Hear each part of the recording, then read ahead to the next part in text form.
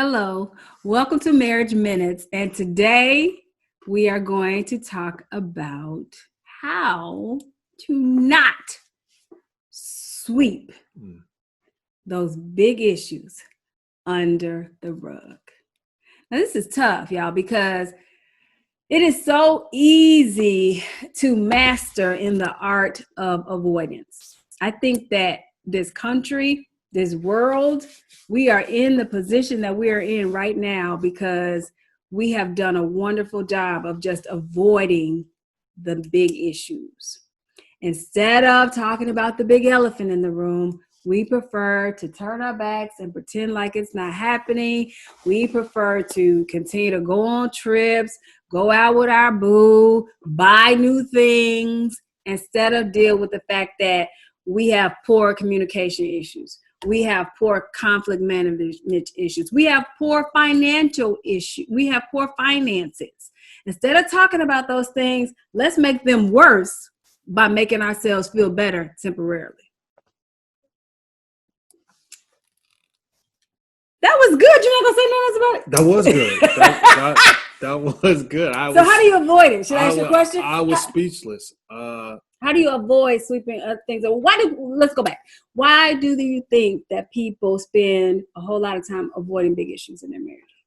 I think one of the issues, or one of the areas, or one of the reasons why is shame. You know, I feel shameful that I allowed myself to be in this position. And so because of that shame, I think the enemy of our soul will continue to prey on us and continue to push us down in a hole until we feel like we are the only ones that are dealing with this situation, and we're the only ones that are in this situation. And so we isolate ourselves, and we know that isolation is not a good place for us to be when our mindset and our heart is not in the right position. And so I think shame is huge. Shame and embarrassment. Right? Shame and embarrassment, yeah. And then I think it's just if your default is always to mask and continue to move on and not really address an issue or an area of your life that needs addressing, then you're just going to find a mask to put on and keep it moving, you know. And it's easier to put a mask on than to allow yourself to be exposed and vulnerable. So it's easier to do the thing that you know better than to know that something else is better for you, but it's harder because it's unfamiliar. Yeah. I think you bring up a good point. I think it's generational, especially as people of color. I think that we have been taught to not go to counseling, to suck it up, to cover up. We are champions or professionals as people of color of putting on our best and being the best out in front of people, and then coming home to a matchbox or a cardboard box or, you know, a poor living conditions. But that generationally, we've been taught to do that. And so I think that generationally, we have to unlearn that shame, unlearn that embarrassment, and unlearn those generational curses of just not addressing things. I think that's really tough. And I'm not blaming us as a people, because I just think that we have been through so much that we've just been taught, pull yourselves up by your bootstraps. Do better than the generation behind you.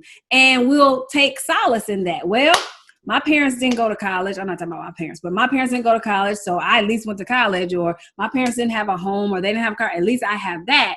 And we put onus or ownership, or our value is what I'm trying to say, in those things, instead of the value of the heart, of having a clean heart, having a pure heart, having a heart that's full of integrity.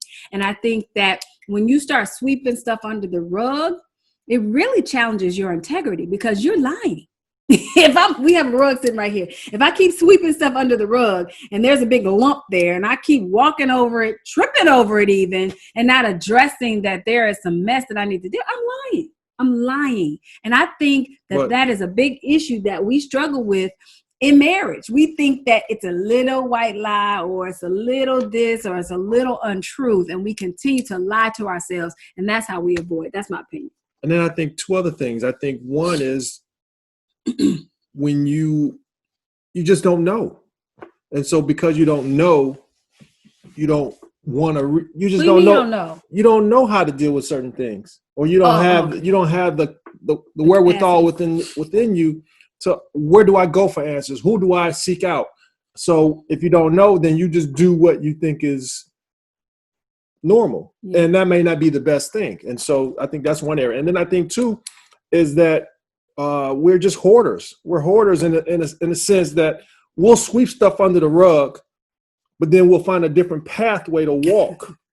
And so eventually over time, your house becomes piles or statues of stuff that we haven't dealt with, and you learn how to navigate around it instead of just dealing with it, cleaning it out, and having the ability to enjoy the full-size room that you have. But you continue to just navigate around stuff. I'm not going to go this way because I know that I got 1, 2, 3. No, I can't even walk over there, so I'm going to walk over here.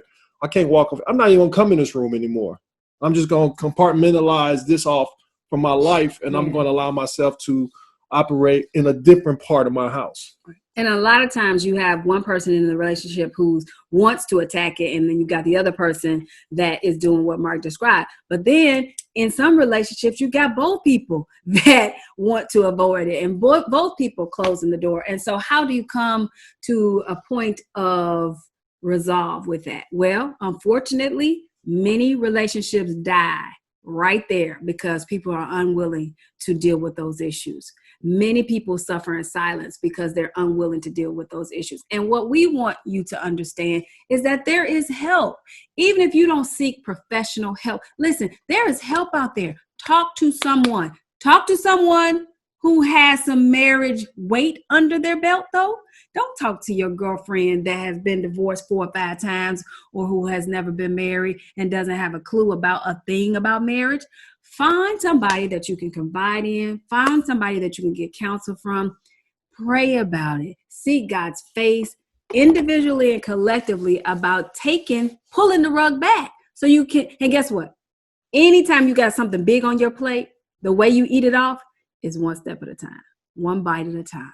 So it may seem like a mountain, but I guarantee you, as you start scooping little pieces from it, that mountain will go down. And especially if you are doing it together, you all can make it. Yeah, and I would say you have to sit down and just reflect. Reflect on how far you've come. A lot of times we forget the victories that we've accomplished. And so let me just encourage you. If you're at this point, you made it to this point. And so be encouraged. You are very resilient. Your marriage is resilient. You are resilient. You can do this. So we believe in you. We know you have it. We know you can do it. So let's get with it. Throw the broom out. Throw the broom out. Lift them rugs up. Sweep it out the way. Get it out the way. At his pace. We love you. Be blessed. Da, da, da, da.